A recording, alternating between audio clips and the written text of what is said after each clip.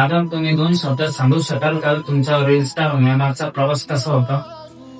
आमचा इन्स्टा होण्यामागचा प्रवास खूप कठीण होता दादा, खूप गरिबी होती. आम्हाला व्हिडिओ काढायला फोन सुद्धा नव्हता. मग तुम्ही व्हिडिओ अपलोड कसे करत होते?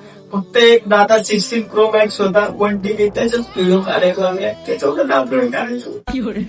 आम्हाला खायला भाकरी सुद्धा नव्हतं आला. मग तुम्ही काय खाल्लं दादा? आम्ही रोज हॉटेलला जाऊन तंदूर वाटत पनीरची भाजी खायची. आता एवढे कधी नव्हतं माहिती का.